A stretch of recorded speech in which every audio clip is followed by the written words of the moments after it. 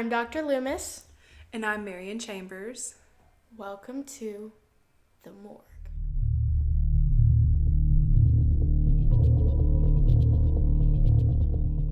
JK LOL, my name is Mal. And I'm Hannah. And Hannah is back, y'all. I'm back. I know y'all missed me if you saved it in your line. It's been a while. It's been a while. So, how are you? How are you doing? Because, like I said, it's been a while.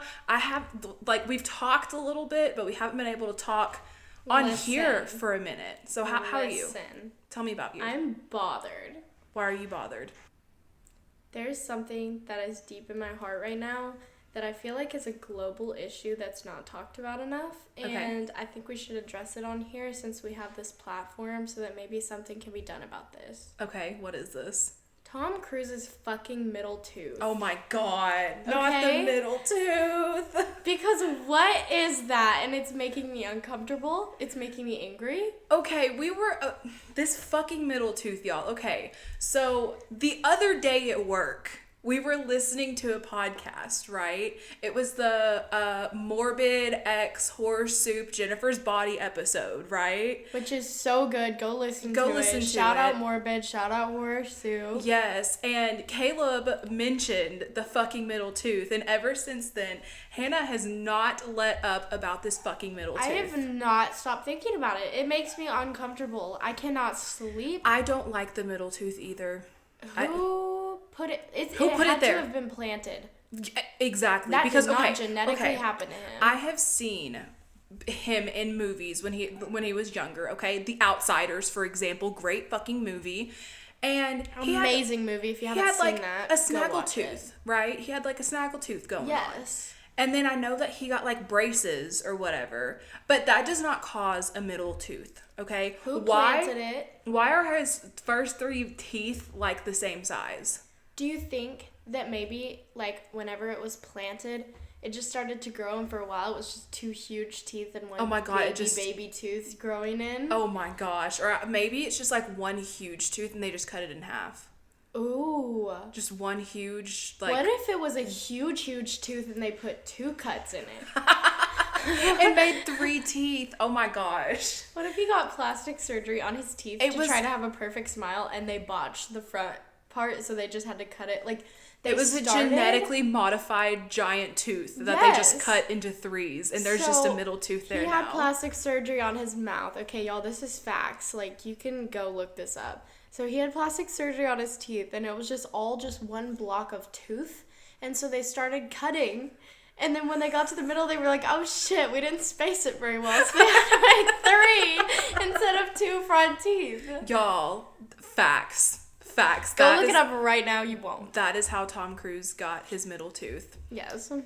Well, as for me, so my sister came over earlier today. Listen to this. Okay. So she came over and we started talking about our favorite artist ever, Creed, of course. Okay. And we started just talking about old songs and stuff, having a good old time, what if, and with arms wide open. And so we were just talking or whatever. That is our favorite song. We sing it in the store all the time. Yes, People it's a great time. Probably hate us over Lush, but it's okay. But I don't care. It's a good time. If you work at Lush and hear us singing, we're sorry. We're sorry and we love you. Yeah, we love you. But so we were talking about all this old music, right? And we start talking about the song Higher, okay? Can you take me higher? And we were trying to figure out what old movie had it in its trailer, right? And we thought it was the Iron Giant. So I'm sitting here going through all these different Iron Giant trailers, right? And I can't find it. And I'm like, bro, we are part of we had been moved into a different reality. You know what I'm saying? Like that was in Jennifer's Body. It totally was not. I feel like I distinctly have a memory of hearing that while watching that. No, ma'am. What am I thinking of? I have no idea. But listen. Okay, so I'm looking through all these trailers. It's not there. I'm freaking out. But then I'm like, okay, what VHS was this on? Because it was on a VHS, and I'm sitting there thinking, I'm going in the back of my brain. And then it hits me. Motherfucking Titan AE. If you have ever seen Titan AE, like, I have never seen this movie, okay? Never once. But I vividly remember watching this fucking trailer right after the Iron Giant trailer. And in, like, the middle of it, it just starts singing, "Can you take me higher?" And I'm like, bruh, this right here, this is the shit. Me and my sister literally sat there and watched the whole trailer together. I got goosebumps. I'm just, like, over here, like... It's weird seeing shit that you haven't seen in a long ass time that you just don't think about. Right. You know what I'm saying? From like fucking, I'm 26. This was probably like 22 years ago. Wow. Like, oh, crazy. So yeah. Did that song play at the store yesterday on that Fire Nickelback playlist? I know Arms Wide Open did. I feel like it did. But I'm pretty sure it did. I think it played while we were listening to the Jennifer's Body podcast, and maybe that's what I'm thinking of. Possibly. Because it was not on the movie. Because there's a distinct connection there. It's not just something I'm making up. I think it was playing. I think it that's was playing in the background. Because there was some fire songs playing. So I'm not crazy. Yeah, they were so good. So good. It was a great time. Yesterday was just such a great time. We're going to have to listen to the Nickelback radio more often. We freaking party. And I'm just going to say this.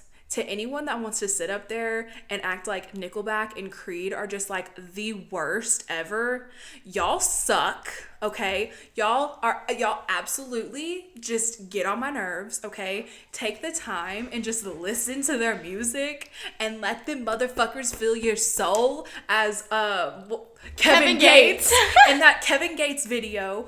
Let that motherfucker touch your heart, okay? With his fucking chin. With his fucking chin and his fucking nose. Like, just take the time and listen to Creed and Nickelback. And look at this phonograph. Literally. Every time he makes me laugh. Okay, let's not get sued. Copywritten. Let's not do all that. If y'all thought that was the original, unfortunately, it was just it was just us, just playing around a little bit. And so, finally getting into this. Wait, actually, before getting into this, I want to mention our subscriptions. Yes, you guys. So those are going to be coming soon. We're just going to say sometime in November. Yes. Like, I don't know exactly what day we're going to be posting. I have no idea, but just know those are going to be $3.99 a month. It's going to be one extra episode a week. So that's basically 4 extra episodes. That's $1 an episode. Come on, guys. That's not bad. Subscribe. Those are going to be available on Patreon as well as Spotify. We've got some great stuff on our list to do for these bonus episodes. Y'all are not going to want to miss it. And we'll probably release like a teaser of maybe a couple of the episodes just to give y'all a taste to see if you want to subscribe or not. Absolutely. You do. Yes, you do. You do want to subscribe, but me personally, I hate being that person that, like, I'm listening to a podcast, right, and they're like, oh, yeah, like, go subscribe to our Patreon, and I'm like, oh, I really want to, but I don't know what's on there, and so, like, Patreon does the thing to where, like, you can kind of see, like, previews for it, but it's not, I don't know, like, I want to know what's going on, right? And I don't want to give this money for nothing. Yeah, no, we're not going to leave you guys hanging because that's like the one thing that I hate. Because I've definitely subscribed to a couple of Patreons where like I'm on there and it's like, ooh, y'all haven't posted in a really long time. I'm just going to unsubscribe. We'll be consistent. 4 episodes a month. Yes, 4 episodes a month. Even if, say we skip a week, that means the next week you're getting 2. Like, right. Like, we are going to be cracking down, cranking these episodes out. Y'all will not be left hanging. Tune in and subscribe. Yes, absolutely. And so getting into our topic for the day, we are going into Halloween 2. Yes, number 2 in our Halloween series for October. Yes. And so Halloween 2 is a 1981 horror movie written by John Carpenter and Deborah Hill and directed by Rick Rosenthal. So Carpenter and Hill had a sequel in mind for the original Halloween, and it was supposed to have been set a few years later with Michael stalking Laurie at her high-rise apartment, But in script meetings, it was eventually changed to Haddonfield Memorial the next day, or that same night, I should say. The original producers from the original Halloween, Irwin Yablans and Mustafa Akkad, heavily invested in the sequel, handing over a much larger budget, which of course I'll get to in a moment. And you may be wondering, why didn't Carpenter direct this one? Basically, he refused. He was like, I don't want to do it. He once said to in an interview that he had already made that film once before and he didn't want to make it again, which I get it. I totally get it. Not wanting to have to do repeat work. It's kind of similar, understandable. And so, but still. Right, still. Oh.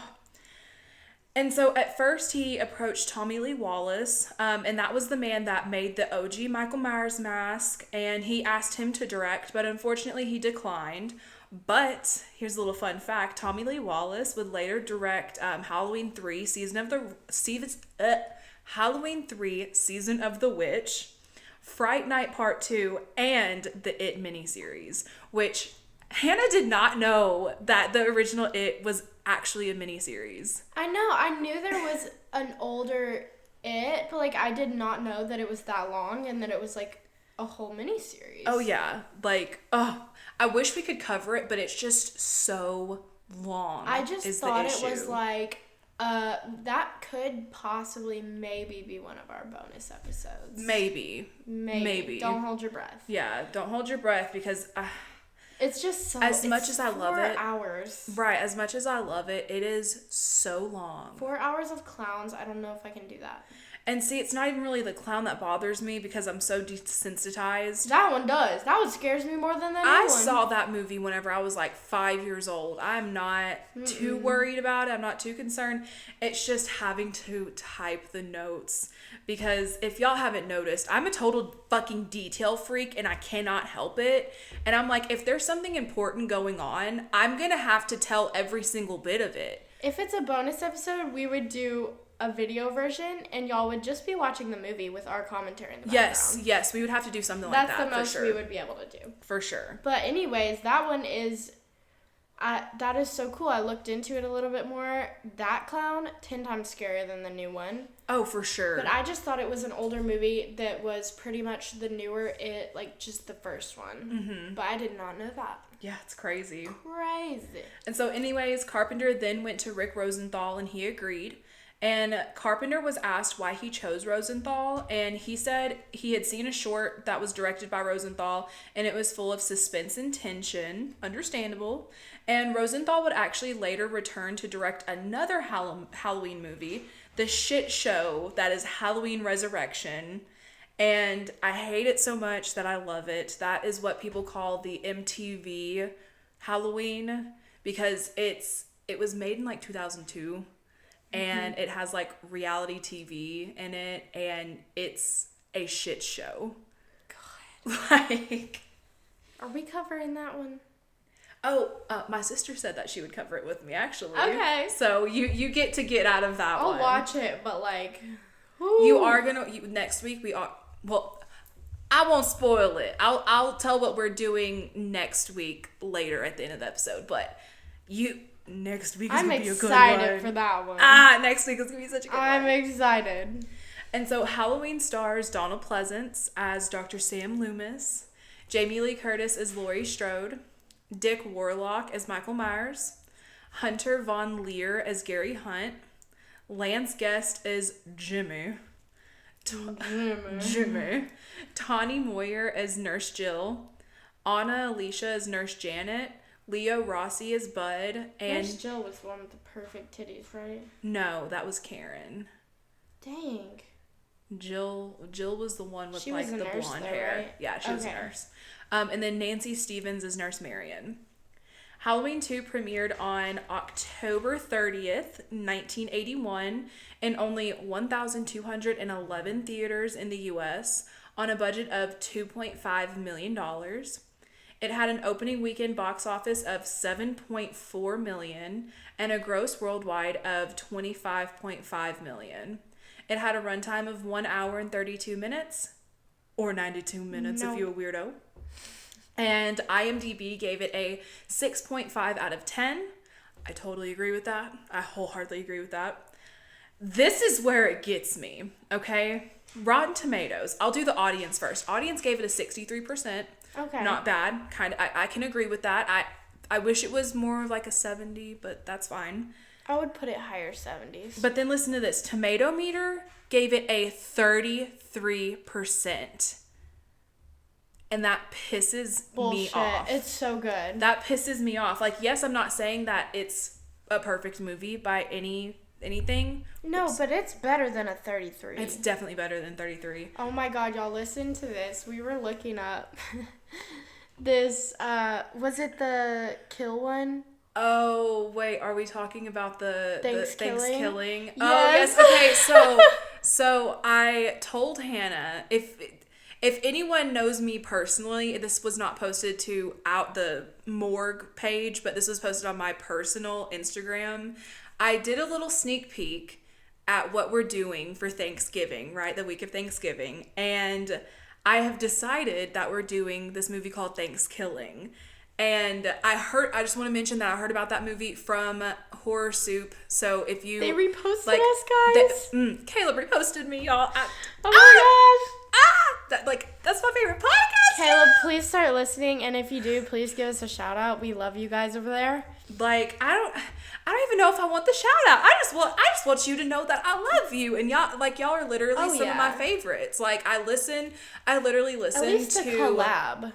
I listen to Horror Soup and the Scream podcast, as well as Morbid, like, every single day. Like, oh yeah, she really does. That's my shit. And okay, so back to Thanksgiving, right? So I posted it on my thing. I was like, y'all, look, Thanksgiving, whatever. And so I was telling Hannah about the repost. And so we were looking up, I was looking up different Rotten Tomatoes ratings. And I go to look up Thanksgiving, and it doesn't even have a critics rating. Like, Tomato Meter is nothing. Like, that's the first time I have ever seen anything like that on Rotten Tomatoes. So funny. But I am so pumped to watch it is the thing. I am so pumped. Like, I'm just saying, like I said on my post, if Horror Soup says that it's good, it must be entertaining. Like, oh yeah, I'm here for it. And so anyways, back to the ratings. Letterboxd ended up giving Halloween 2 a 3.2 out of 5. Which it could have been a little bit higher, I'm just saying. At least like a 3. Can you take that rating higher? Like,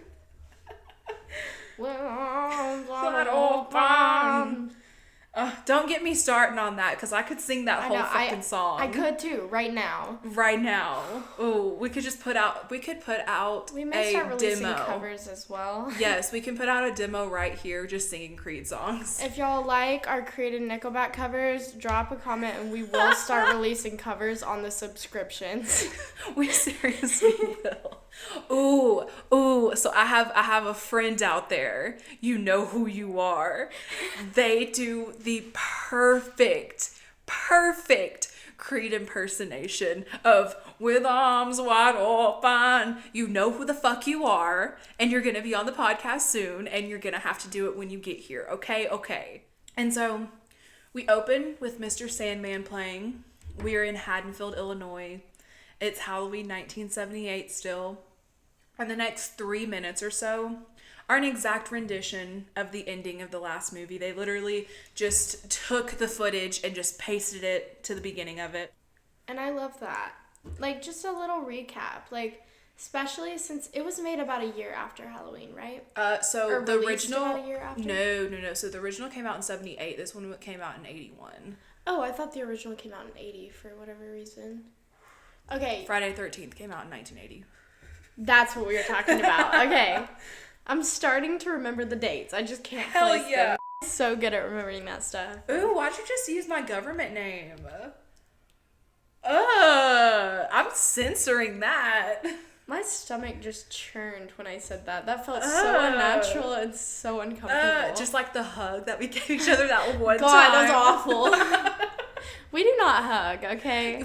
Like, this is my bitch right here, okay? Like, this is my homegirl, like, you know, and I usually do hug my friends, but I don't know. Hug my close friends. I do not. There are people that, like the person that does Except for the Molly, Creed if you're thing. listening, you're just a little love bug, and so I'm okay with giving My you a friend hug. my friend that does the Creed thing, I hug them a lot. I have another friend that I hug whenever I see them, or like I hug my family, but like I don't know, it just feels unnatural. I don't hug my family. I don't like it. It's uncomfortable. I'm also just not a big hugger. Like, No, like- I hug people because they're huggers. And so I'm like, okay, yeah. Exactly. I hug the people who are huggers, but Like Molly would hug otherwise- me at work, and I'm exactly. like, okay, yeah, cool. I love when Molly hugs me. Yeah, Molly, if fine. you're listening, you have great hugs. Mm-hmm. If nobody on here has hugged Molly, go hug Molly. Yes. Um, Go find Molly. Go and find hug Molly her. and hug her. Okay. No, don't give her full name. I am literally gonna just beep Go that out. find Molly Beep and hug her. Okay. Okay, just hug her. But the point is, like, why are you touching me? Mm-mm. Like, why? Let's stop that. Get out of my personal space and don't fucking touch me, okay? Yeah, and Oh my god! because we're talking about Who hugging. are you? It's because we're talking about hugging. I'm uncomfortable. Who are you, and why have you replaced Hannah? Are you the parasite from the faculty? You gotta go snort some aspirin, you know. This bitch is starting to twitch, y'all. Anyways, back to the movie. And so, like I said, we're picking up exactly where we left off, and things are a little bit different. The score is different. It's a little bit more, I liked it. like, I don't know, like, I don't want to say like popish, But it had a like, little it's bit more of a beat, kick to like, it. you know, it's yeah. like, And I liked in the kind of Yeah. like the beginning-ish part when it would just do the yeah. and it would just like play it very slowly. Yes. And then it Yes. escalated to the Yes. I loved that. I did. And so, also, we don't get the Michael face reveal. There is no Michael face reveal. Loomis also shoots Michael 7 times. Yes, I know how to count, movie. And he literally states in the movie that he shot him 6 times. No, like a he million shot times. him 7. It was 7 times. Whole ass times. And so on to the new footage. Loomis runs out the front door, and it's revealed to him that Michael's gone, and a neighbor comes out to see what the commotion is all about, and Loomis tells him to call the sheriff. The neighbor asks if this is a joke, and he says that he's been trick-or-treated to death tonight, and Loomis replies, You don't know what death is. and then the music starts, and like, The music is yes. so iconic from this franchise. Oh, yes. I love it. And so you haven't seen the whole franchise, but once you get up to Halloween 2018, Okay. so Carpenter came back for those movies, for the Blumhouse trilogy. He didn't direct or anything. He was just like the executive producer, and he helped with the score, and he brings it back to the original, and it's just like, mwah, mwah, chef's kiss. I love Yes. that. And so we get the opening title credits, and it's very similar to the first one, with the jack-o'-lantern on the left side, the credits on the right. Like Halloween 3? No. Pretty Well, much. well, kind of, yes. So Or is it...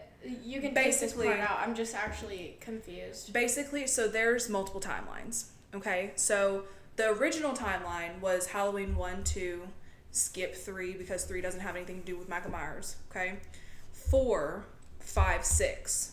Okay, and it was supposed to end at 6. But then after that, they What's were like, 6? Which one's the resurrection one? I haven't gotten to that yet. Oh, that's a whole different... So then, in around the 20-year reunion of it, they were like, we need something to like reinvent this, because by the time the fucking 6th one came out, it was some shit, right? That one's terrible and I hate it. And I so had no idea there were 6 original Halloween it's movies. so bad. It is so bad. And so they decided to bring Jamie Lee Curtis back on and everything, and so As they did freaking should. Halloween H2O, which was a direct sequel from this one. They were just like, we're just going to take the timeline Okay. back. At first, which I've already started on my H2O notes too. At I can't first, wait. Kevin Williamson, who wrote Scream, had actually kind of written an outline to where it would have been a direct sequel from the 6th one. But they were like, that's really messy and stuff, because that means that Laurie would have faked her death and everything. Because there's like that whole aspect of it. Laurie dies in the 6th one? No, by the time the fourth one comes around, she apparently dies in an accident. And so the fourth one follows her daughter, Jamie. It doesn't even go into her death? Nope. That's horrible. And so for the fourth, fifth, and sixth one, well, fourth and fifth one follows Jamie, sixth one, Jamie dies. And so then it follows Jamie's child, and it's a whole fucking thing. And so by the time Halloween H2O came around, they were like, okay, let's try to reinvent this. Let's try to do sort of an anniversary type thing. So they brought Jamie Lee Curtis back. They were like, okay, we're just going to start from the beginning, do this as a direct sequel from the second one. So they did Halloween H2O, and then Resurrection, and then Resurrection was going to be the end, right? And so then Rob Zombie comes around and is like, I want to make my own. So he makes his two that have nothing to do with any of the other ones. It's just his own rendition of them. And so then... What are those called? Just Halloween, Rob Zombie's Halloween, and then Rob Zombie's Halloween H2O. Or Halloween 2, my bad. Okay. And so then after that, there's the Blumhouse ones, the 2018 Halloween Kills and Halloween Ends. And Curtis came back for that?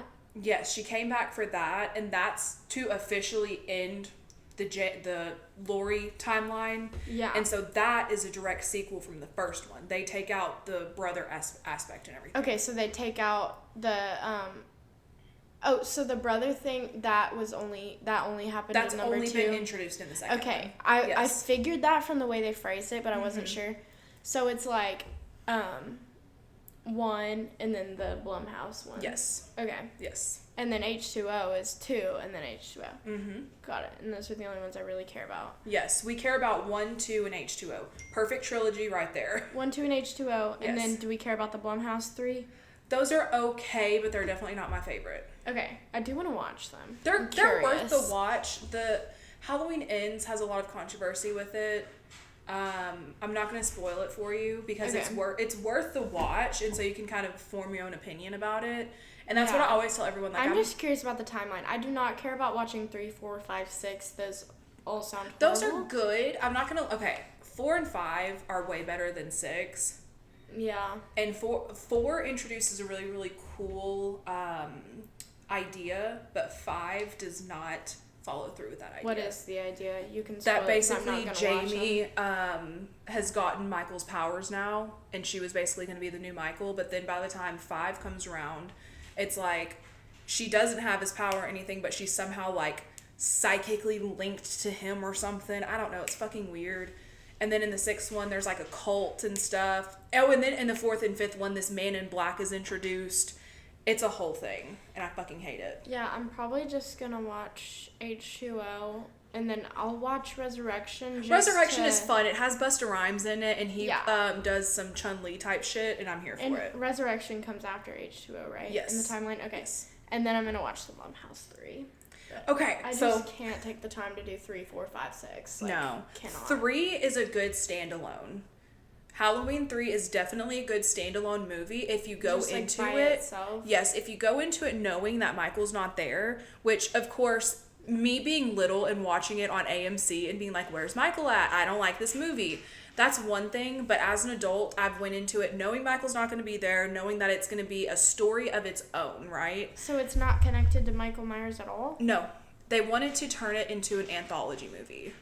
After the second one, as you know, at the end, that was supposed to be Michael's end. You know what I'm saying? He burned up in the hospital. That was his end. And so they wanted to start an anthology series of a different story going on that takes place around Halloween. And so the third one, they talk about basically like these masks, these evil masks that this mask maker has made to kill children. And it's like this whole thing. And it's really cool. Like it's definitely a different spin on it. But I'm pretty sure John Carpenter and Deborah Hill wrote it together, and so it's really good. Okay. The plot of it is really good. Does it have some of the characters from Halloween with Michael? It's just completely by it's its own movie. And then there's 4. And then there's 4 that goes back to Michael Myers because that was like a box office flop. Basically, everyone hated it because they're like, "Where's Michael at?" Everyone absolutely hated it, and so writers came back and they continued the story with 4 with Michael. Okay. They somehow brought him back from burning alive, so. Watching Halloween 2 made me understand Jill's line in Scream 4, where she's like, who are you, fucking Michael Myers? And that is so much funnier to me now after watching it because god damn. Yeah, no, he will not die. He will not die. That he is not a man. No. And so we're at the opening title credits, and it's similar to the first one with the jack-o'-lantern on the left side and the credits on the right. And the difference here is that the camera slowly zooms into the jack-o'-lantern, and it opens up and it reveals a skull, and it's like super creepy, and I'm here for it. I loved that part. We get a POV shot of a person walking the side streets. It's Mikey, and we know this because of the heavy ass breathing. And you weren't here for the last episode, but me and my mom made the jokes that he was smoking 200s. Literally up there smoking his fucking 200s. And so he walks along and a dog barks at him. And I'm honestly really surprised that he didn't murk the dog because the last two that he encountered in the last movie he murked. And I'm glad he didn't. Girl, me too. And he hides in the shadows when we see... movies, quit murking dogs. Please quit murking the dogs. Stop it. And so he hides in the shadows when he sees a police car stop in the distance, and Loomis runs up yelling, I shot him 6 times! I shot him in the heart! I shot him 6 times! acting like a straight up, and I wouldn't want to say crazy person, but like a person that is just out of their mind lunatic. Like, just the way that he's just up there screaming. I'm like, sir, calm down, please. And he gets in the car and they drive away. And meanwhile, Mikey, he is on a mission. He stalks a woman that's making late night snackies for herself and her husband, making them a sandwich, right? She's up there, she's fucking cutting the fucking big ass loaf of ham and shit. And I just have to mention right here that I literally texted my sister. She's like, what are you doing? I'm like, oh yeah, watching this. And I sent her a picture. And we literally sat there and talked for like 15 minutes about how ham is the most superior lunch meat. Like, it seriously is. And the way that woman was just cutting it off the fucking loaf. I'm like, I'm not a ham turkey shame type of person. Shame. I'm so sorry. But I wish I was. Dude, ham be because everybody just throws it on sandwiches. It's a good, like, easy type of meat. I wish so much that I liked it, but I absolutely, like, I'll throw up. I fucking love ham, bro. Lando Frost, that thin ass ham, just get you a few pieces, fucking roll it up and just eat it. Yum. Eat it with some motherfucking pickles. Oh my gosh, get a pickle spear, roll it up in a piece of ham. Ah, yum. Best low carb snack ever. I'm just saying, like. Now these two combinations, while we're talking about snacks real quick, eating, okay, if you hate, do you like bean dip? No. Ugh, I hate bean dip. But it has to be Fritos with the Fritos bean dip and pickles. I don't That is good. That's a good combination. I don't like refried beans. Okay, well then that makes sense. Or this can be substituted for Fritos and white cheese dip with pickles. That is so good. It's a good combination. And then the second thing is eating goldfish and drinking milk. I don't know what it is about it, but it makes me feel like a child, and I love it. You want to know what's a fire combination? Getting a chocolate chip cookie and eating it with Sprite. Yes. Dude, chocolate chip cookies plus Sprite, 10 I would out of say 10. Coke, personally, but that something Sprite, carbonated, like, yes. Just like I'm a big advocate for potato chips with ketchup, there is nothing wrong with potato chips with ketchup. It's literally just the thing. It's literally the same thing as fucking French fries with ketchup. I'm not a condiment girl. Like, everything I eat is typically dry, which is... No, I feel that. Which is weird, but, like, potato chips and ketchup does not gross me out. Like, that sounds like a normal it's fire. combination. I used to eat it whenever I was little, and it's fire. It's still fire to this day. But, like... people really be looking sideways for like weird combinations. I'm like, you know what? If you want to eat that, have fun with it. I want to try that freaking thing on TikTok where they do a fruit roll up and Takis and a pickle. No, I'm good. I'm curious. I'm good. I'm just a regular sour pickle girl. If anyone has tried it, tell me because it looks really good. I'm just a sour pickle gal. Let me just keep it like that. I may try it and let you know. Okay, but... And so the woman, she ends up getting distracted by watching the news on the TV, and the news is talking about the events that happened in the last movie. And while watching, Mikey comes up, like he walks through the back door of the couple's house. He stands there for a second, and he proceeds to steal the woman's knife and dips the hell out, and he leaves blood on the ham, which pisses me off, and the woman screams. That would have terrified me. When she reaches back for the knife and then she just sees there's blood and instead. It's gone. Like, while watching the news about murders, what just happened, exactly. No. And also, so in this moment, I want to talk about the mask, okay? Okay. So we all have questions about the mask, like why does it look so different? And first of all, it is the same mask from the first movie. It's the same mask used, really? What is that, 3 years later, okay? And as for it looking different, there are 2 stories that I read online. The first one is that Nick Castle, the OG Michael actor, used to put the mask in his back pocket a lot during filming, thus making some of the white paint wear off. And then the other one was that Deborah Hill kept the mask after filming, and she kept it under her bed in a box. And due to her being a heavy smoker, it made it look a lot more worn out and yellowed. And I personally think it's a mixture of both. But then also, you have to take into account that Nick Castle is no longer wearing the mask. Dick Warlock is. And if you Google pictures of them, you can kind of see their facial structures are a little bit different. Dick Warlock's face is a little bit more square, and he has a defined facial structure. Versus Nick Castle, he has like more of like a long diamond-shaped face. And so, of course, that's going to make the mask look a lot different. I kind of liked, because like I noticed that too, that it looked different. I kind of liked the yellowed, worn-out look. Me too. Because it kind of gave it just like that. It gave it a little bit of that little extra bit of something. A little extra must. Yes, exactly. Because I feel like Mikey's a musty boy. You know what I'm saying? He's very musty. Yes. But like, he has a power walk, and I'm loving it. You know? Oh, for sure. He has that 40-year-old mom on a stroll walk, and I love it. Yes, absolutely. And you know he doesn't miss cardio day either. Core. He does not miss core day whatsoever because he just be sitting up. He'd be like, a boom, surprise. Right, and he'll just be standing there and break down the freaking door like, gosh, okay. The way, fast forwarding a little bit, the way that man walked through that glass door, he just straight up was just like, I loved that part. I loved it so much. I loved it so much. He just walked right through it. If you it. don't watch the movie, go look up that part because it's really freaking cool.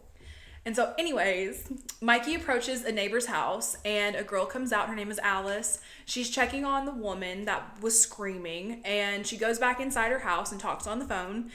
And this girl does not have a single curtain or blind in her house, and I hate that shit. Why is it that in scary movies nobody ever has a fucking blind? So uncomfortable. And the window was open too. I'm like, how do you live like that? How do you live like that? I have always lived in houses that have either we've always had blinds. We never even just had curtains. Just fucking blinds, dude. Like it's either blinds or it's blinds and curtains, and I always want them shut. Yes, absolutely. I'm like a little bat. I like to live in dark spaces. No, me too. Me too. My room stays dark. Like whenever I was younger, I was the bitch.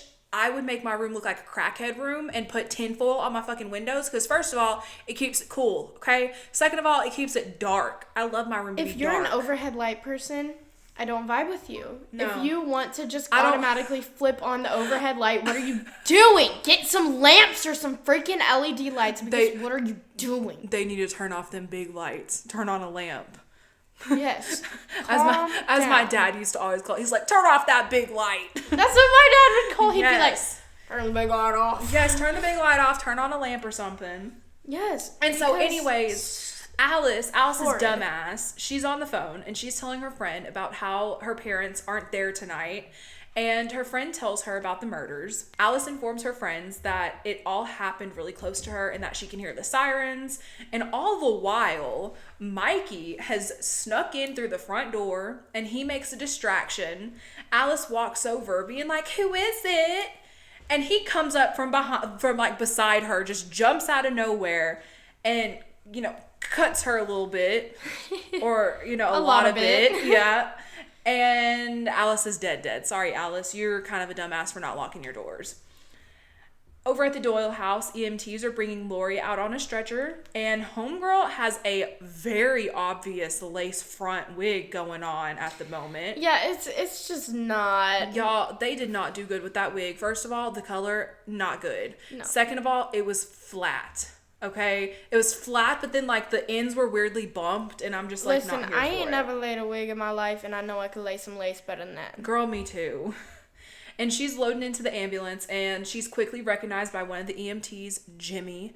I don't fucking like Jimmy. I'm just gonna say that right there. I don't like Jimmy. And so Laurie arrives to the hospital and they quickly transport her inside to be treated.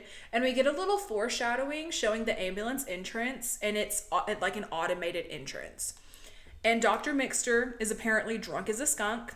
Can we say malpractice? And they take some blood.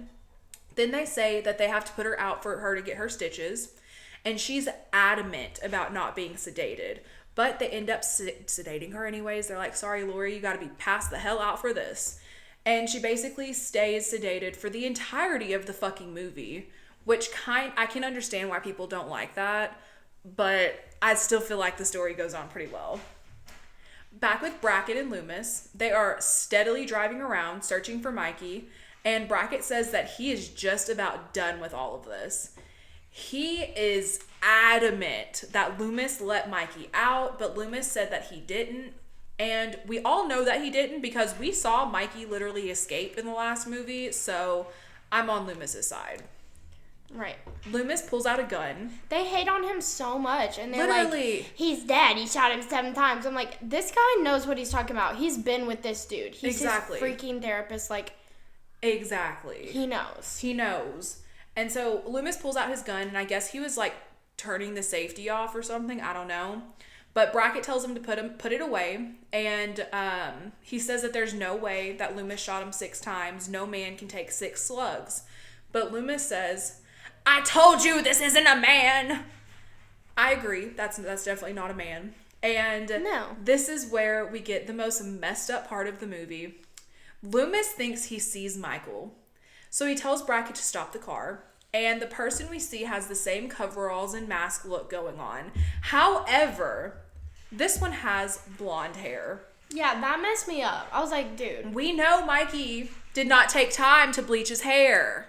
Okay? And I'm sorry, Loomis saw him. So, like, come on now. And plus, this person has a Halloween bag, too, for all their candy. This was the one part of the movie where I was like, Loomis, get it come on. together. And so Loomis jumps out and tells all the other kids to, like, run and go on. And the not Mikey turns around to run, I guess, as well. Because this crazy man is like, everyone needs to run. First sign it's not Michael. He's not... He's running. Yes, he's literally like, peace out. Michael freaking walks exactly. all the time. And not Mikey starts to cross the street, and Loomis almost shoots him. But no, not Mikey is literally ran over by another officer of the law, then rammed into a parked van, which then blows the hell up. What in the hell? And not Mikey is obviously dead. And they're not helping. He's just sitting there. The corpse just burning is burning. Just burning up. And later they're like, we can't swab any DNA. I'm like, maybe y'all should have pulled him out the freaking fire. And then the fucking cop, he's able to get out. Fucking asshole. And Loomis walks up and is staring at the burning corpse. And Brackett is up in the background yelling, is it him or not? But, like, seriously, Loomis, you caused this, so bravo and fuck you. R.I.P. to not Mikey. He did not deserve that. No. And so another cop skirts on up. When I put that together later on in the movie when the friends were talking about it, I was like... Yes, because my I heart. didn't think it was him. I'm going to go ahead and spoil it. It was Ben Tramer. That was the guy that Laurie really, really liked. Oh. Yeah, that was the guy that Laurie liked. She said that she had a crush on him. That's why I told you need to watch the first movie. I know. I thought it was just when, but just still, I just thought it was a kid, like a kid. But that's still, I was like, oh, because I knew it wasn't Michael from the blonde hair. Like I was still confused because Loomis was so set on it that I was like, is it? Then I figured out it wasn't. But then whenever they told it that way, I was like, oh, it's just a kid. Literally. And so another cop skirts up and informs Brackett that 3 bodies were found at the Wallace house, and one of them was Annie, his daughter. And they all pile in, except for that fucking asshole who ran over not Mikey. He's standing there stunned like an asshole. And they all head over to the Wallace house. Oh, this was a question I had. Mm-hmm. Speaking of, whenever he uncovers Annie, and then the girl that's at the end of the movie in the hospital, they looked so alike. Like, whenever they're in the place and they start turning the gas. Oh, no, that's Laurie. No, not Laurie. the lady that he's Oh, with whenever they Marion. first... That's Marion. Okay. Looks so much like Annie that confused me when I saw it, because I was like, I thought she was dead. What was that? You know, the place that they were at the whole time? Like, was it a hospital? It was just like... It's Haddonfield Memorial. It was just like weird, and I guess it was dark because he was in there killing No, people. I'm about to mention this. I was gonna say, there seemed to be like nobody there. At the hospital, it is empty as hell. First of all, like, why is it so empty? Okay? And second, why is there so little staff? Okay? There's like nobody. And I get it. I actually talked to my sister about this. She was like, oh, well, it's a small hospital. It's in a pretty small town. So that's why there's so few people. And I'm like, okay, I get that. But there are patients there. You know what I'm saying? Like, Quite a few. In parts of the movie, people like ring the little thing for the nurse to come and check on them. Like, there are people there. Why is there not more staff? And on top of that, the staff that we follow stays in like basically one general vicinity. You know what I'm saying? Like, of course, some of them eventually go off and they get murdered, whatever. But they all stay in one general vicinity. None of them go up to like the second floor or anything. Nobody moves around to like check on patients and shit. It just gave a weird, like, I was confused. It was because I thought it was just like an abandoned hospital that they were just taking care of her in. It was just weird. Like, it was a weird vibe. What's that word for a place that you feel like you've been to, but it doesn't exist? Only word I can think of is mirage, but I know it's not. A mirage whenever you're out in the desert. Yes. Liminal space. It's like a liminal space because it's kind of off-putting. Like, it looks to the look of it. Off-putting. To the look of it, it looks pretty normal. Okay, an empty hospital, like whatever. But then you start thinking about it, and it's like, that shit doesn't make sense. And also, why are the hallways so damn dark? Right, like, that's why I thought it was abandoned, and I was so confused. There were no cars. I have been to a hospital before, okay? Like, I don't think I've ever stayed in the hospital, but I've had friends and family stay in the hospital, and I know for a fact that they don't be turning them hall lights off at night, okay? Second of all, there are definitely people. There's still hustle and bustle. Yes. You know what I'm saying? And there's more cars than that one. There was like three. There was like 3 cars out in the parking lot. Yeah, that's bull crap. Like, that's not what's happening. And so anyways, let's get back on point. Yeah. Okay. So a few people are watching the news, and Jimmy is walking the halls, and he ends up going to Laurie's room and is being a real fucking creep. He's up in there waking her up and shit. Like, who the hell do you think you are? Let the woman rest. And the head nurse, Mrs. Alves, comes bursting in and tells Jimmy to leave.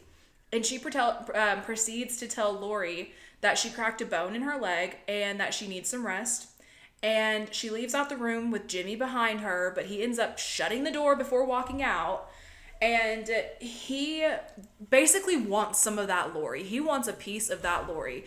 And the man needs to sit the hell down and learn his place. Calm down, bro. He needs to learn his place. Also, it hurt me so much when Laurie was up and walking on the leg. Because I've been there. I've had the bones broken in my leg, and walking on it, that feeling, it just gave me PTSD. I've walked on a broken foot before. I get it. Yes, watching her walk just made me like hurt. And so he offers her a Coke, but Bud interrupts, saying that they have a call, so they have to dip out.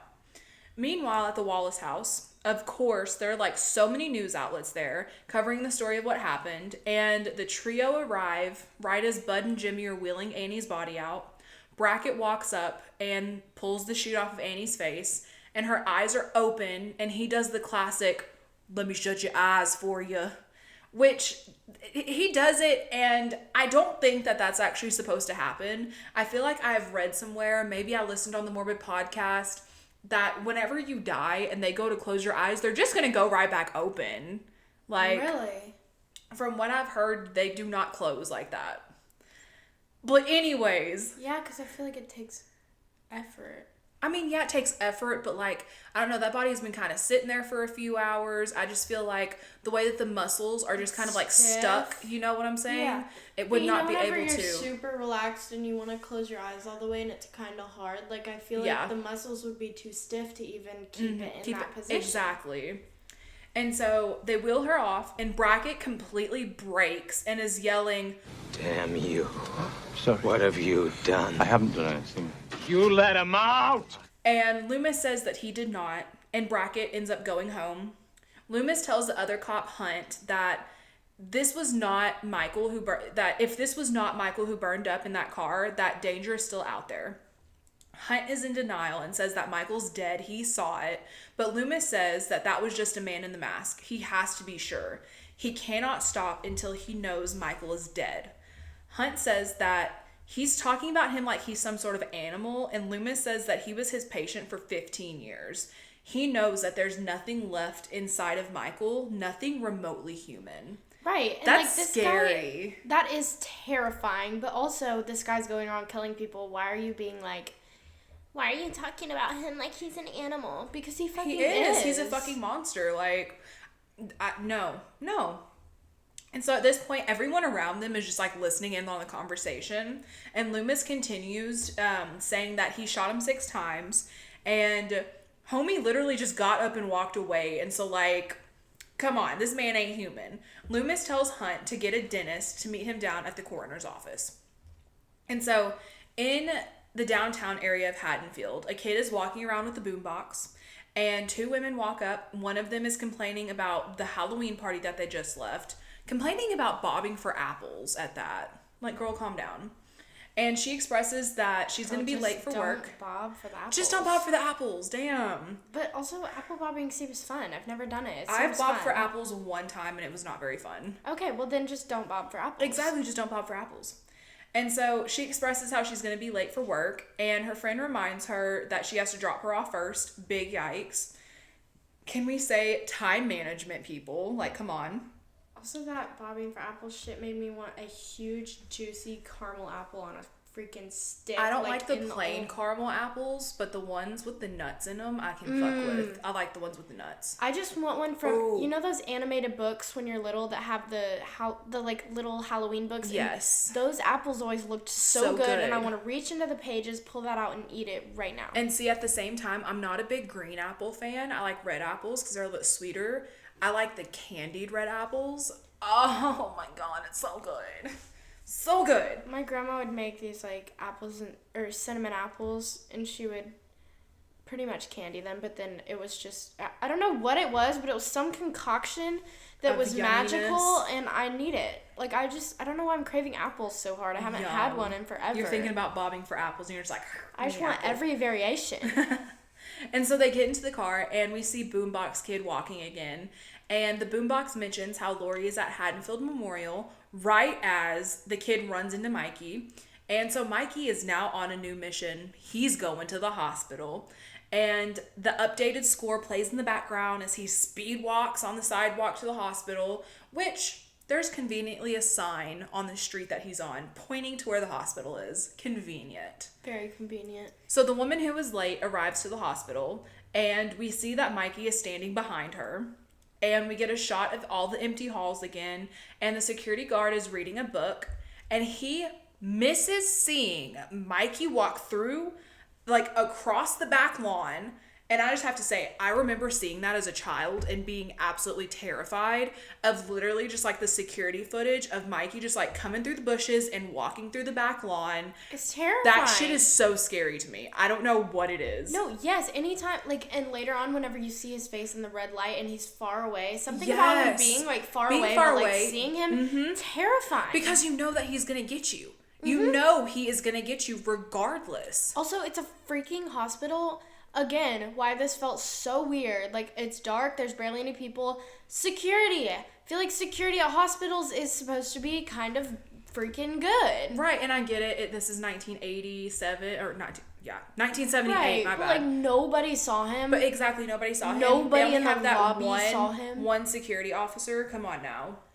And so, someone ends up knocking on the door where the security guard is, and it's the chick that was late. And so the guard buzzes her in, but we do get a shot of the ambulance entrance closing. And we know that Mikey is now in the building. And in the lounge, Bud and Janet are talking. And at one point, Janet says to Bud, every other word you say is either hell, shit, or damn. And Bud says, sorry, I guess I just fuck up all the time. And that is just me as hell. Because for anybody that wants to sit up there and say, well, cussing's not ladylike, cussing isn't cute, does it look like I give a fuck?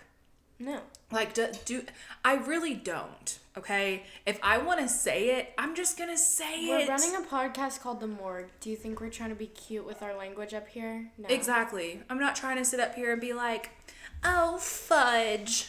No. We're not doing that. No.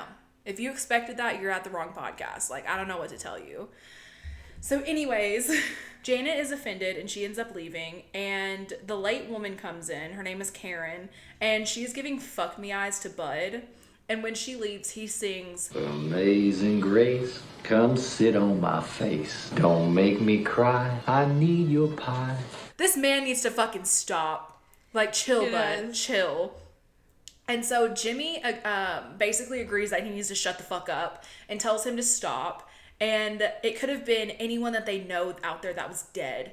And Bud makes a good point, saying to never get involved with the patients. But then he says that the nurses are another story. Gross and inappropriate. Like, sir, just chill, okay? I don't like Jimmy or Bud. Neither do I. At least Jimmy's a little bit more, like, respectful. He's a little less of a perv, but still. Still, why are you trying to get... First of all, here are my issues, okay? First of all, Laurie is 17 years old, okay? This man has to be at least 20. Yes. Okay? And I get it. It was 78. The laws were probably a little bit different back then. But nowadays, that shit is weird, okay? But trying to wake her up? Leave her the fuck alone. Exactly, trying to wake her up. And on top of that, she's been through something so traumatic. And you really up there just trying to get some pussy? Right, later on, he talks about, I know you don't know me that well, Laurie, but like, I'm gonna make sure that you're okay. Bitch, put it back in your pants and calm down. Shut up. Calm down. Put it up. Nobody wants to see that right now. Like, put it back in your pants and leave the movie. I'm gonna use a quote from this other movie that I'm covering right now. This girl says, "We don't have time for data dork right now." Literally, Laurie does not have time for data dork right now. Okay, yeah. Let the woman rest. Jesus fucking Christ. Like, do you really think you're gonna get laid while she's in the middle of trauma and she's literally fighting for life at a hospital and the killer's still out there? No! Go home, Jimmy. She doesn't want your dirty dick, Jimmy, okay? He has the nasty man's disease. Yes. And so as Jimmy storms off, we see a door slowly closing. It's Mikey walking downstairs, and we know this simply because of the heavy breathing. And he makes it all the way to the infant ward, and he hides in the shadows. And Karen comes up to take her position, and then Mrs. Alves also comes up, and Karen gets chewed out for being late while Mikey just kind of lurks in the background. Another scary ass shot of him just being in the fucking shadows, looking scurry. You know what else scared me? When that one nurse was just walking down the hallway and they did the shot through the mirror. He didn't even pop up, but that terrified me. Scary. Kept me on my toes. And so back in Laurie's room, Jimmy is back being a fucking creep and telling her about the man who attacked her. And Mrs. Alves came back to check on Laurie and tells Jimmy to leave. And he does. And she tells Laurie that they haven't been able to get a hold of her parents, but they're going to keep trying.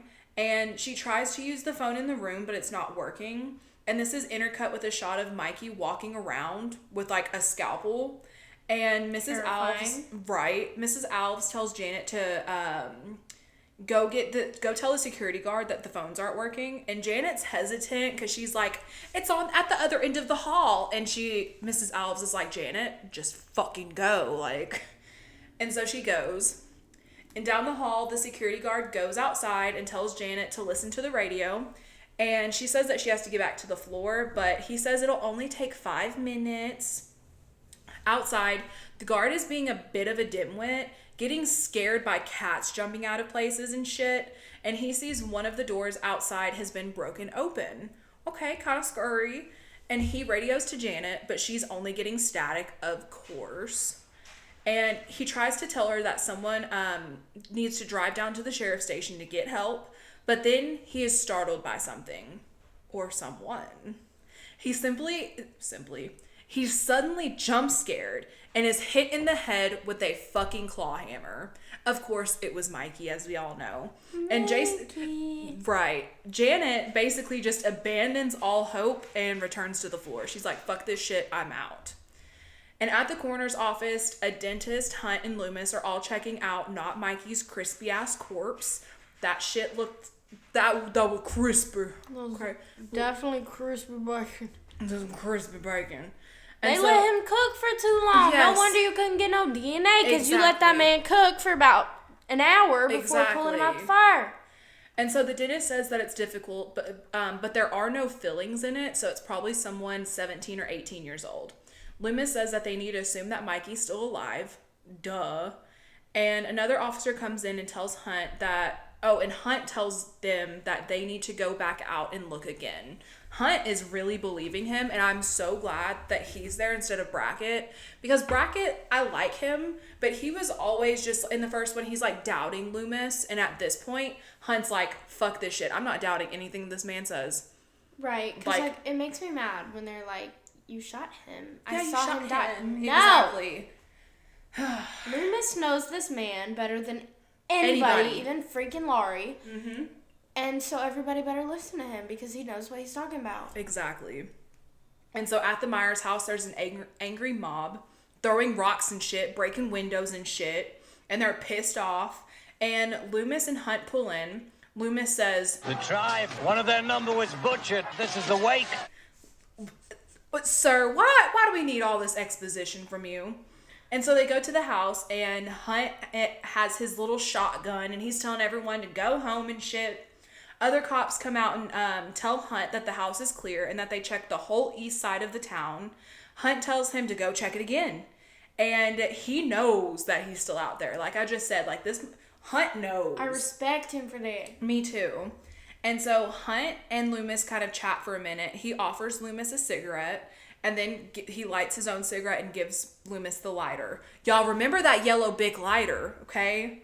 Some teenagers... That shit pulled through. Literally. Some teenagers end up walking up, and they tell Hunt that they're worried about Ben Tramer and how he was drunk and still hasn't returned home yet. They tell him that he was wearing a stupid mask, and then this sparks a little bit of interest with Loomis.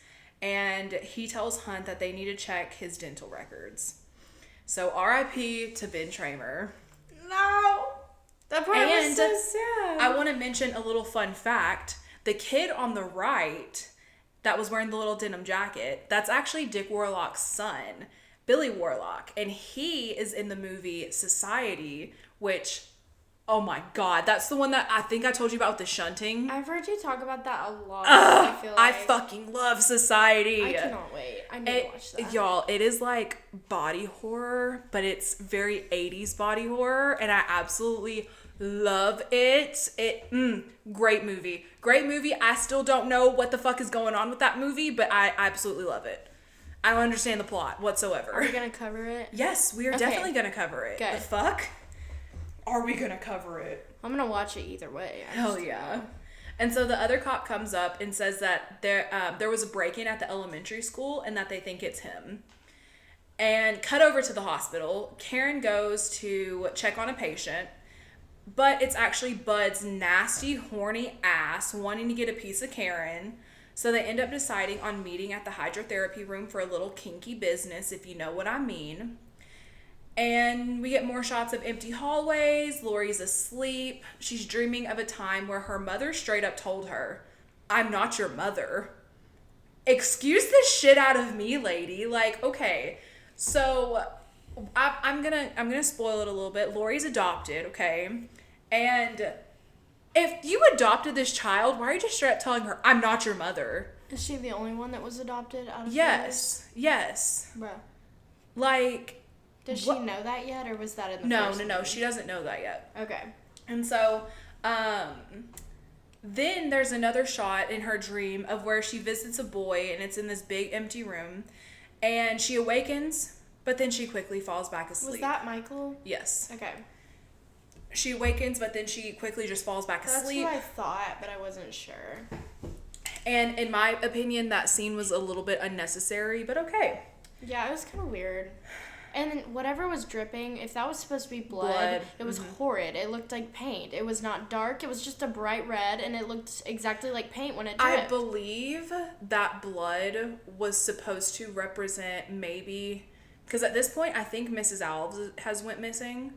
And she, you know, eventually, spoiler alert, she eventually dies via Michael literally putting a fucking needle into her vein and letting all the blood drip out.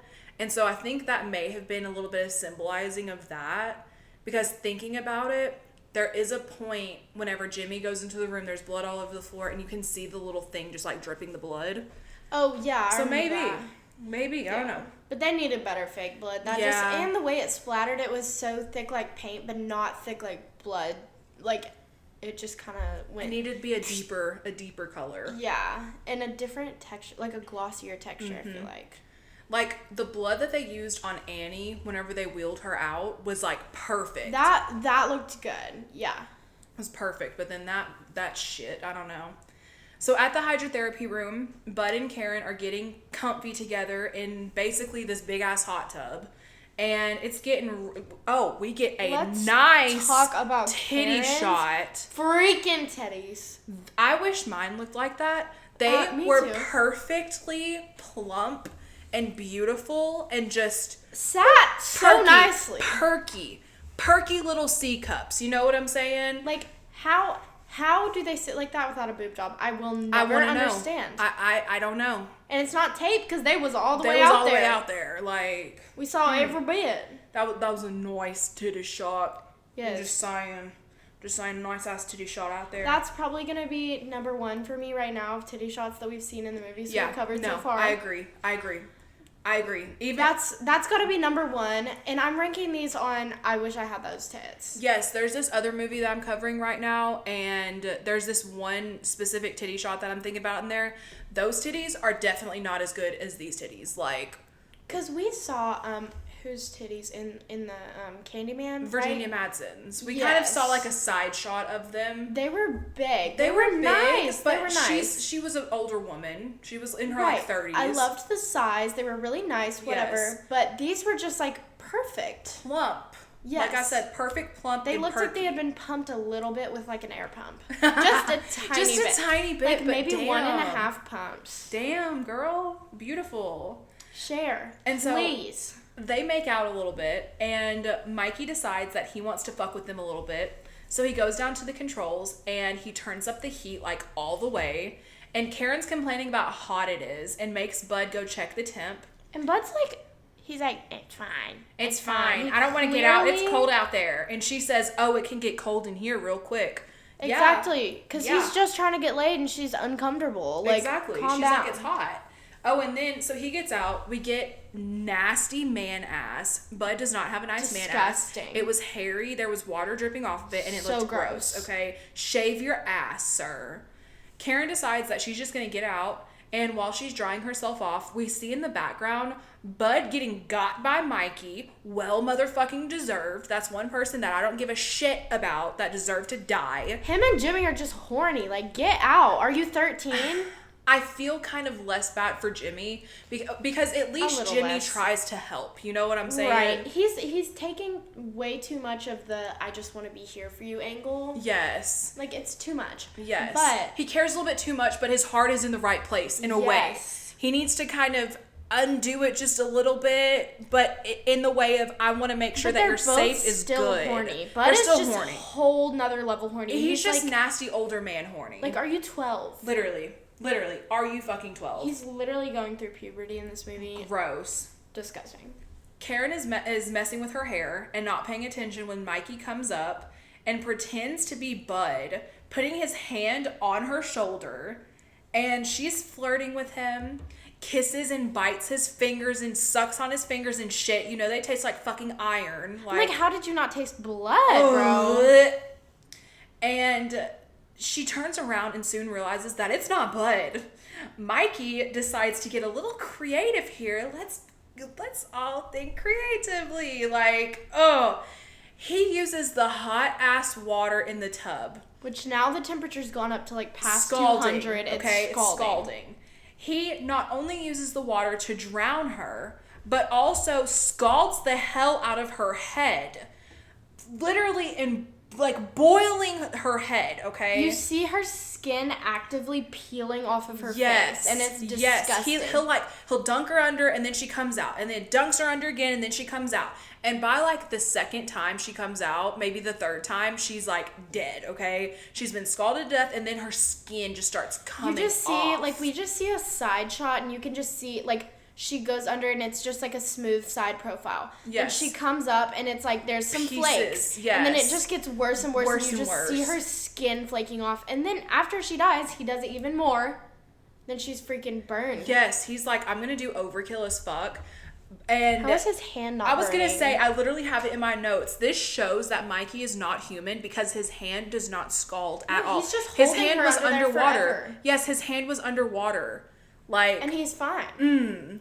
But then I do have to mention, we do get one last shot of them nice ass titties before he throws her to the ground. She is dead. Karen is dead. And so over at the school, the cops in Loomis are looking at what Michael did, which includes breaking a window, getting a little bit of blood on a desk, stabbing a knife through a child's drawing, and writing Samhain on the blackboard. And Loomis mispronounces it like a dum-dum and says Samhain.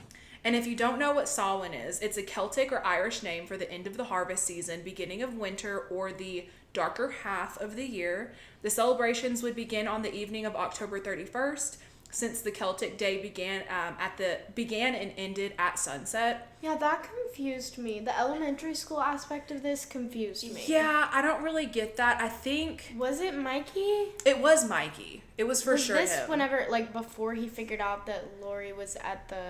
I guess. I don't know when he had time to do it, to be honest. Okay, because that part just confused me the whole questionable. time. That's questionable. And so a woman ends up walking in. It's Nurse Marion from the first one, the smokestack of a woman. And she says that she needs to talk to Loomis. So they go out in the hall. And she lights a cigarette, of course. And she tells him that the governor ordered him back to Smith's Grove. He tries to tell her to tell them that she didn't find him, but she says that there's a marshal outside waiting to escort him. Back at the hospital, we get a shot of the security monitor with Mikey just walking the halls, creepy as hell. Again, dark and empty. Dark and empty. Nobody has seen this man. And in Laurie's room, Jimmy comes slinking around and notices that Laurie is looking pretty dead. And he checks her pulse and then goes to grab Nurse Jill to come check on her. And from what I read online, she just had a reaction to her medication. And so she was up there, like, not necessarily in a comatose state. She was just kind of, like, fucking out of it. I don't know. And so Janet ends up running to go find Dr. Mixter. She goes to his office, and the shower is running in the background. She goes to, like, the actual office portion, and she sees him sitting at a desk, turned around. She talks to him, but he doesn't move. We all know that this man is dead. She just doesn't realize it yet. She turns him around, and there's a needle straight through this man's eye. I didn't watch that part. I couldn't. Ooh.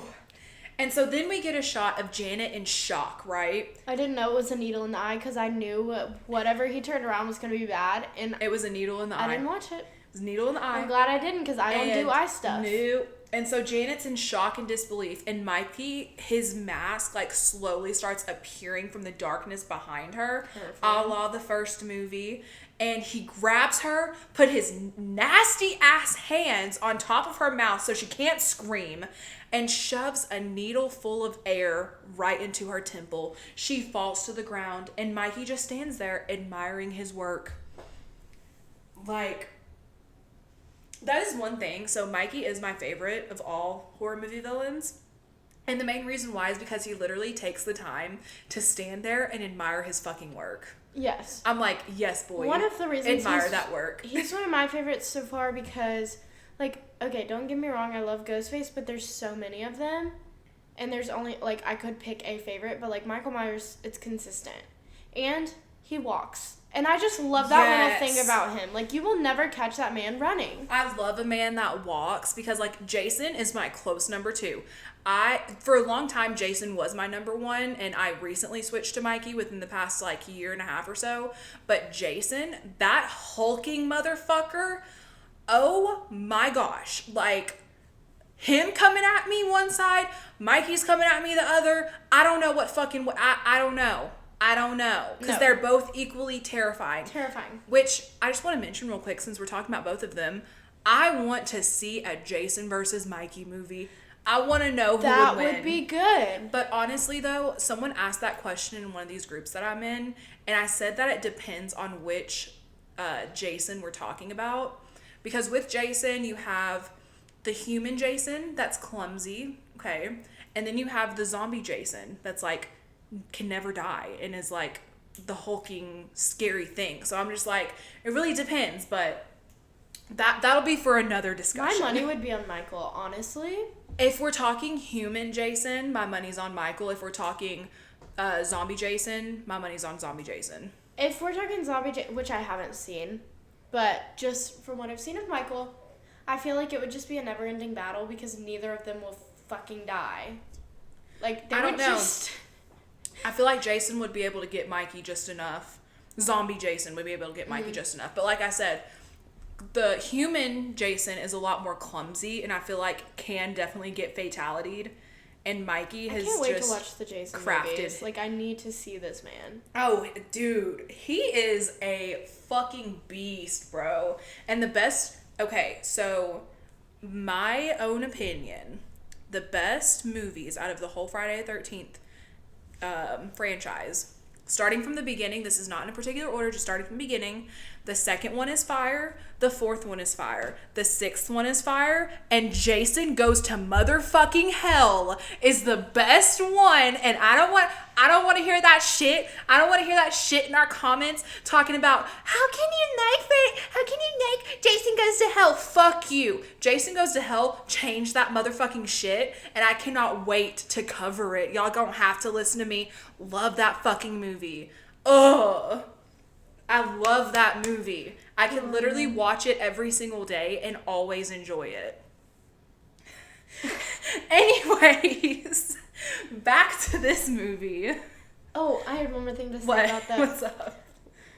How I was saying, like, I love Michael because he just walks. Like, sometimes Ghostface would have me giggling at the way he running in the background. It's so funny. And like he has like the little pieces of like fabric coming off his little outfit and shit, just waving around in the wind. So clumsy, like whenever he stabs people. Ghostface just cracks me up, and I love that. But like Michael is just like powerful. It just shows that Ghostface is an actual human. Mm-hmm. You know what I'm saying? Ghostface is not a tank.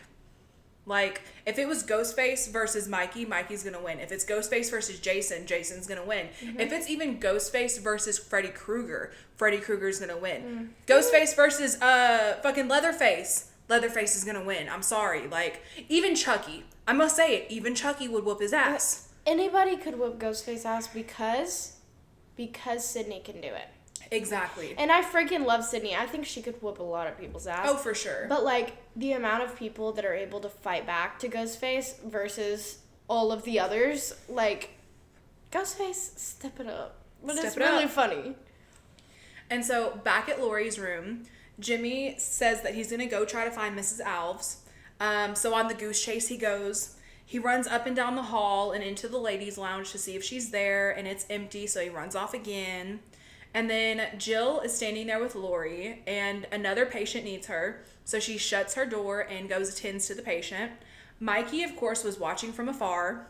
He goes to Laurie's room, of course, and he tries to stibbity-stab her to death, but guess what? He is a dum-dum, because Laurie filled the bed with pillows and straight up booked it. She said, "Peace the fuck out. I am smarter than you, sir." And we get a shot of her, like, speed limping down the hall. And then Jill comes back, sees that Laurie's gone, so she also goes on a goose chase. Mikey is now looking at the cameras and sees Laurie limping down the hall, and she ends up dipping off into an empty room, and she tries to call someone on a phone, but the phone line is, of course, dead. And Mikey roams the halls, unable to find her, thank goodness, and she tucks herself away on the floor and passes the hell out again. And so Jill is now just looking for anybody and everybody. And we get a shot of Mikey on the monitors being real fucking creepy and scary. And he dips off into an empty room. And Jill walks the same way that he went. And he fucking makes a noise to try to lure her into the room. And instead of going in all the way, she's scared by Jimmy coming up behind her. Thank goodness. And he says that he can't find everybody. He tells Jill to go check the East Wing again, and if she can't find anyone, she needs to go to her car and get help. Mikey, of course, hears all of this, and we get a shot of like his silhouette coming in from the moonlight, and it's shining through like one of those cloth privacy screens. Terrifying. So scary. That shot right there, first of all, how did they not see that? Second of all, that shit's scary. And the security camera footage, and then the stuff we talked about earlier. Like, it's just terrifying. It's just so scary. This one is so ominous, you know? And I love that about it. Me too. Jimmy goes to the surgery ward, and he goes into the minor surgery suite. And inside, we get a very, might I say, pretty shot of Mrs. Alves. She's laid out on this stretcher, and there's this light shining from above. And it's total blackness around her. And she has basically, like I said, been murked via blood emptying out onto the floor. And we see you, Mikey, with your little phlebotomist skills, figuring out where the veins are and shit. And then Jimmy stupidly walks on the blood, goes to fucking run, and slips and falls and passes out on the floor like a dumbass. You know what, Jimmy? It's probably better that you stay on the floor. Right, and so, like, in this instance, with, like, a killer, I feel like I would play dead. Right. Even, like, yes, there's the chance he could say, like, I didn't kill her. Let me kill her. Or, like, make sure she's dead. But still, I would get some blood, put it on me, and play dead. Guess what? I would have just ran. I would have literally went anywhere. Because at this point, so Jill goes out to the car and it won't start, right? That's true. Just if I'm trapped, I'm playing freaking dead. Yeah, I'm hiding. That's my thing. I am good at hiding. I am fucking hiding. I'm going to the place that nobody would ever think of. This is clearly a fucking hospital. Like, there's definitely some nooks and crannies and little rooms that I can go into. Exactly. And on top of that, there's it seems some like fucking cabinets to get in. Nobody ever gets in cabinets in horror movies, and I want to talk about it. I want to talk about how he hasn't harmed any of the other patients that are there. So just, like, go lay up in a bed and act like another patient. Exactly. I'm just saying. He doesn't want to bother the other hurt people that are there. Everybody who hides, they hide under a desk or in a room or in a corner. Get Under in the cabinets. Bed, get in a top cabinet. Literally. Nobody is going to think to check a top cabinet, But and honestly, a lot of them are big enough for a person. I'm a thick bitch. I can't climb worth anything. Bottom cabinet. But guess what? I would hide in that fucking bottom cabinet. Right. But also, there's all this shit everywhere. But, okay, in a hospital, the cabinets, they're pretty empty. Let's just say that. They're pretty empty. Like, come on now.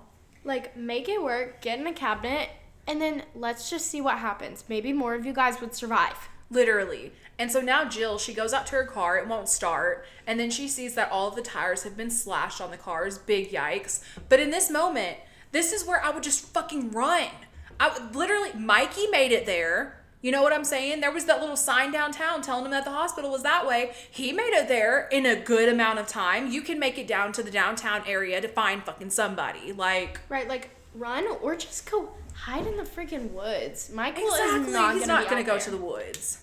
And so Laurie awakens again and she hobbles down the hall and Jill sees her, yells her name, Laurie. And right as Laurie turns around, Mikey appears behind Jill and stabs her from behind so hard and deep, that's what she said, that he is able to lift her up. That part, lift her up a good foot off the ground.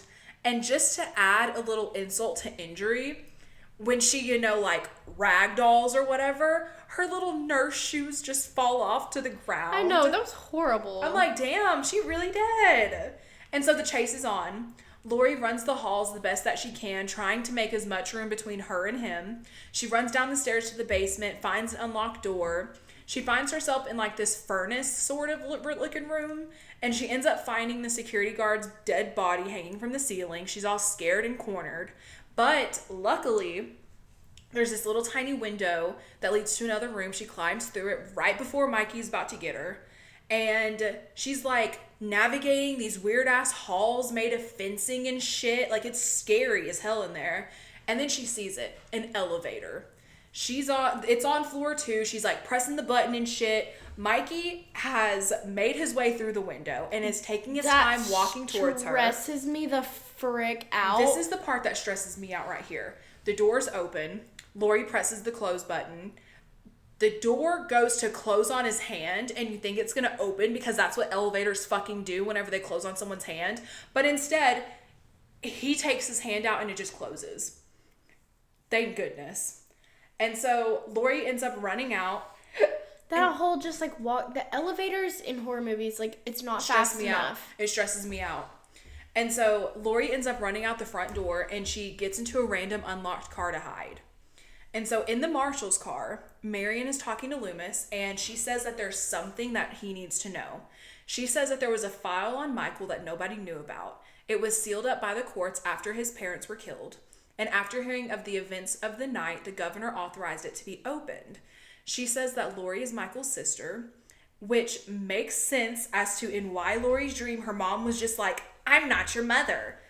And then, why he's so avidly stalking her. Exactly. Because he killed everybody else. Mm-hmm. Loomis puts 2 and 2 together and says that Mikey... At the beginning, she said, why me? Yep. Why is he always going for me? Like, why is it me? That makes sense. Okay.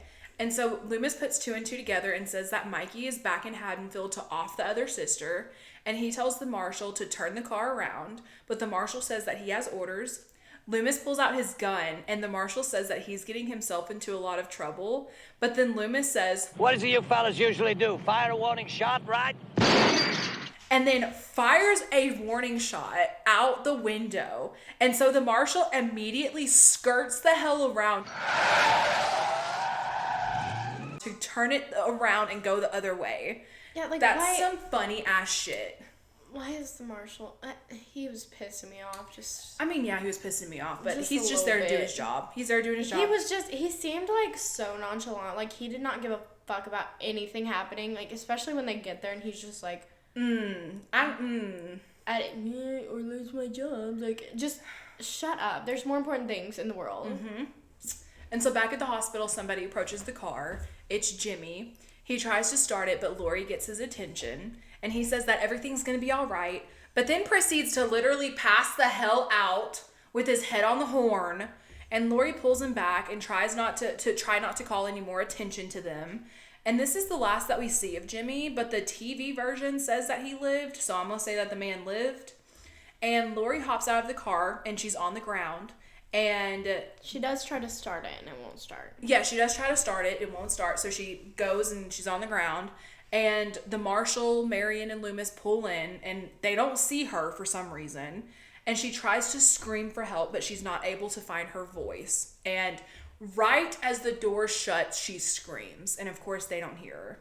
And so inside, Loomis gets real fucking rude when Marion tries to talk to him. And he says, Dr. Loomis. You stay with me and shut up. like, excuse the fuck out of me, Mr. Grumpy Pants. Just trying to talk to you.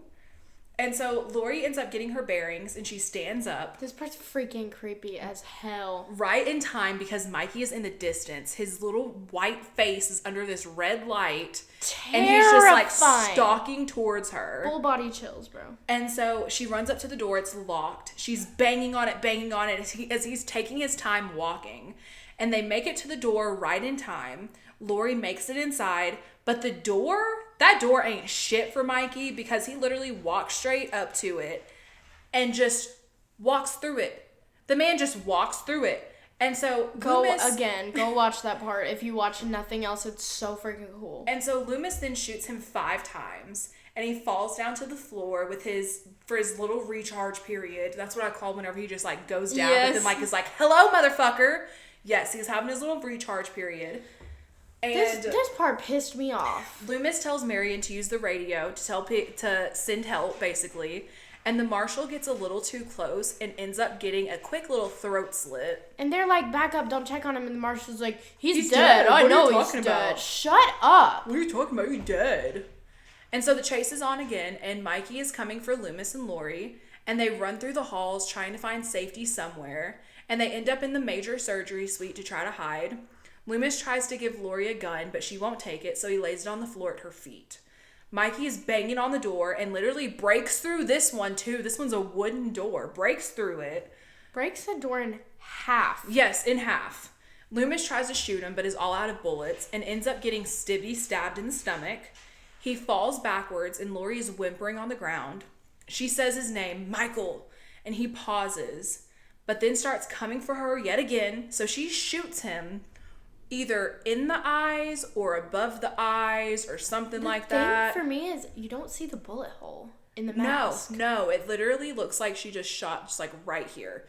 Because she was like the angle of it or something. I don't know. It must have went up an eye hole because you do not see a bullet hole in the mask. But whenever they start dripping blood. That looks so cool. Terrifying, but that I is loved so it. Cool. And so he's blinded anyways by the blood. And he's up there literally swiping at the air, trying to listen where she is. It's literally like...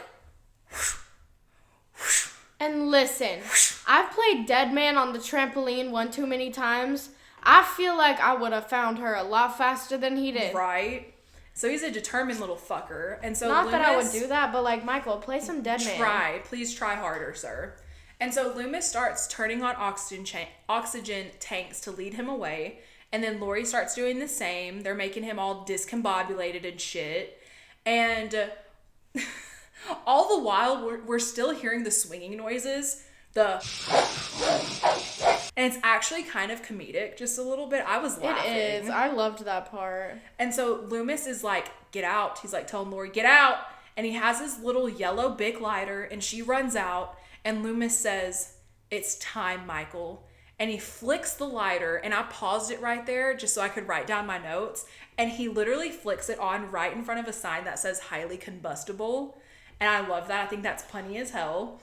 And that area explodes. That made me sad, though, because I love Loomis. He comes back in the 4th one, and 5th one, and 6th one. How? The fuck? He survived. I don't know. Okay. And so Laurie flies through the air a little bit, and she hides behind this metal cabinet. And we get a great fire stunt where Mikey appears, walking from the explosion on fire, still a determined little fucker, until he collapses to the floor. It's now morning.